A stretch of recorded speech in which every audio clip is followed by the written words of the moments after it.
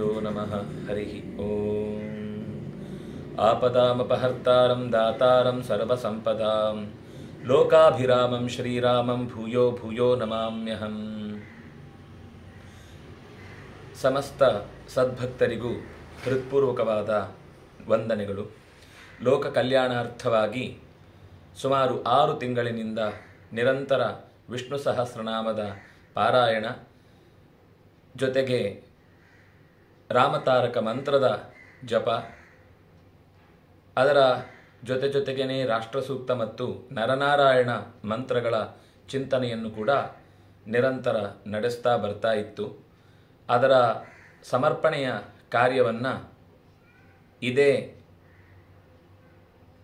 ಹೊಸ ವರ್ಷ ಆರಂಭವಾಗುವ ಯುಗಾದಿಯ ದಿನ ಅಂದರೆ ಏಪ್ರಿಲ್ 9ನೇ ತಾರೀಕು ರಾಮನವಮಿಯ ಮೊದಲನೆಯ ದಿನ ಶ್ರೀರಾಮಚಂದ್ರನ ವಿಶಿಷ್ಟವಾದ ಸನ್ನಿಧಾನವನ್ನು ನಾವು ಅಯೋಧ್ಯೆಯಲ್ಲಿ ಒಳಗೊಂಡಂತೆ ನಮ್ಮೆಲ್ಲರಲ್ಲೂ ಅಂತಹ ಒಂದು ನಾಯಕತ್ವದ ಭರ ಭಾರತದಲ್ಲಿ ತುಂಬಬೇಕು ಅನ್ನುವ ದೃಷ್ಟಿಯಿಂದ ವಿಷ್ಣು ಸಹಸ್ರನಾಮದ ಯಾಗ ಮತ್ತು ರಾಮತಾರಕ ಮಂತ್ರದ ಆ ಜಪದ ಸಮರ್ಪಣೆ, ಅದರ ಜೊತೆಗೆ ರಾಷ್ಟ್ರಸೂಕ್ತದಲ್ಲಿ ಆಹುತಿ, ಅಂತೆಯೇ ನರನಾರಾಯಣ ಮಂತ್ರ.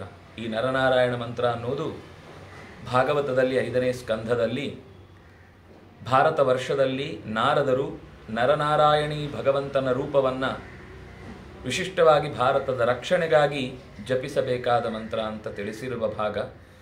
ಅದೂ ಕೂಡ ಜಪ ಆಗಿದ್ದು ಅದನ್ನು ಸಮರ್ಪಿಸುವಂತಹ ಹೊತ್ತು.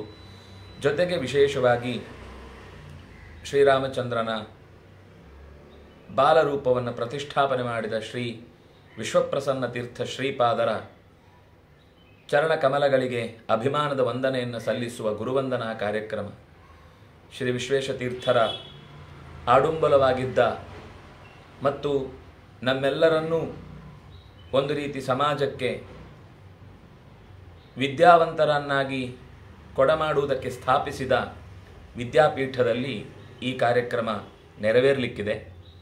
ಅಂದು ಬೆಳಿಗ್ಗೆ 108 ಎಳನೀರಿನ ಅಭಿಷೇಕ, ಪಂಚಾಮೃತಾಭಿಷೇಕ, ಪುಣ್ಯಾಹವಾಚನ, ಅಗ್ನಿ ಪ್ರತಿಷ್ಠೆ ಮೊದಲಾದ ಕಾರ್ಯಗಳು ಕ್ರಮವಾಗಿ ತಿಳಿದ ಋತ್ವಿಜರಿಂದ ನಡೆಯುತ್ತೆ.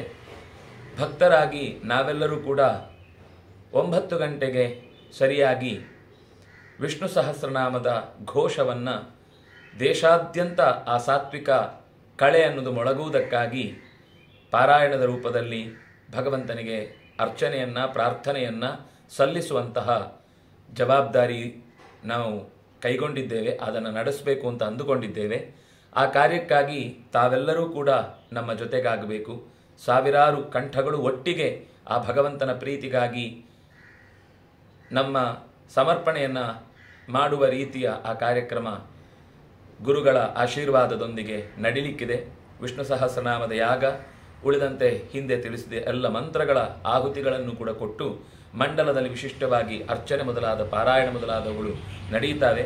ಅದರ ಜೊತೆಗೆ ಅಲ್ಲೇ ಅನೇಕ ಮಂತ್ರಗಳ ಜಪವೂ ಆಗುತ್ತೆ. ನವಗ್ರಹಾದಿಗಳ ಚಿಂತನೆಯ ಜೊತೆಗೆ ಮುಖ್ಯವಾಗಿ ವರ್ಷದ ಮೊದಲ ದಿನವೆನಿಸಿದ ಕಾರಣ ಪಂಚಾಂಗ ಶ್ರವಣ ಅದು ಬಹಳ ಮುಖ್ಯ. ತಿಥೇಶ್ಚ, ಯಾವಾಗಲೂ ತಿಥಿ, ವಾರ, ನಕ್ಷತ್ರ, ಯೋಗ, ಕರಣ, ಶ್ರೀಹಿ ಅನ್ನುವುದನ್ನು ಪಡೆಯುವುದಕ್ಕಾಗಿ ತಿಥೇಶ್ಚ ಶ್ರಿಯಮಾಪ್ನೋತಿ, ವಾರಾದ ಆಯುಷ್ಯವರ್ಧನಂ ಅನ್ನುವ ಮಾತುಗಳಿಂದ ನಮ್ಮ ಬದುಕಿಗೆ ಮಾಂಗಲ್ಯವನ್ನು ಪಡೆಯುವುದಕ್ಕಾಗಿ ಪಂಚಾಂಗ ಶ್ರವಣ, ಜೊತೆಗೆ ಪ್ರಸಾದ ಸ್ವೀಕಾರ, ಗುರುಗಳಿಂದ ಆಶೀರ್ವಚನದ ಮಾತು, ಇದೆಲ್ಲದಕ್ಕೂ ಕೂಡ ಅಂದರೆ ಬೆಳಗ್ಗೆ ಶುರುವಾದರೆ ಮಧ್ಯಾಹ್ನ ಪ್ರಸಾದ ಸ್ವೀಕಾರದ ತನಕ ಈ ವಿಶಿಷ್ಟವಾದ ಕಾರ್ಯ ಆಯೋಜನೆಗೊಂಡಿದೆ.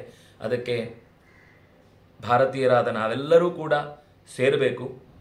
ತನುವಿನಿಂದಲೂ ಬಂದು ಸೇರಬೇಕು, ಮನಸ್ಸಿನಿಂದಲೂ ಬಂದು ಕೂಡಬೇಕು. ಸಂಪತ್ತಿನ ದ್ರವ್ಯದ ಅವಶ್ಯಕತೆಯೂ ಆ ಕಾರ್ಯಕ್ರಮಕ್ಕೆ ಇದ್ದೇ ಇರುತ್ತೆ. ಅದನ್ನಾಗಿ ಧನದ ಸಹಕಾರವನ್ನು ಸಮಾಜ ನೀಡಿ ಎಲ್ಲರಿಗೂ ಒಳಿತಾಗಲಿ ಅನ್ನುವ ಭಾವದಿಂದ ಈ ನಡೆಯುವ ಕಾರ್ಯಕ್ಕೆ ತಮ್ಮೆಲ್ಲರ ಸಹಕಾರ ನಿರಂತರ ಇರಲಿ. ಅದಕ್ಕೆ ಸಂಬಂಧಪಟ್ಟಂತಹ ಸೇವಾ ವಿವರಗಳೂ ಕೂಡ ನಿಮಗೆ ಅದರ ಪೋಸ್ಟರ್ನಲ್ಲಿ ಸಿಗಲಿಕ್ಕಿದೆ. ನಿಮಗೆ ಬೇಕಾದ ಸೇರಲು ಬೇಕಾದಂತಹ ಸಂಪರ್ಕ ಸಂಖ್ಯೆಯನ್ನು ಕೂಡ ಅಲ್ಲಿ ಕೊಟ್ಟಿದ್ದಾರೆ. ಎಲ್ಲರೂ ಕೂಡ ಈ ಮಹತ್ ಕಾರ್ಯಕ್ಕೆ ಕೈಜೋಡಿಸಿ ನಮ್ಮೆಲ್ಲರ ಭಾಗಧೇಯನಾದ ಭಗವಂತನ ಸನ್ನಿಧಾನವನ್ನು ಮತ್ತಷ್ಟು ಹೆಚ್ಚು ಪ್ರೀತಿಯಿಂದ ಆರಾಧನೆ ಮಾಡುವಂತೆ ಸೇರೋಣ ಅಂತ ಹೇಳ್ತಾ ಎಲ್ಲರಿಗೂ ಹೃತ್ಪೂರ್ವಕವಾದ ವಂದನೆಗಳು. ನಮಸ್ಕಾರ.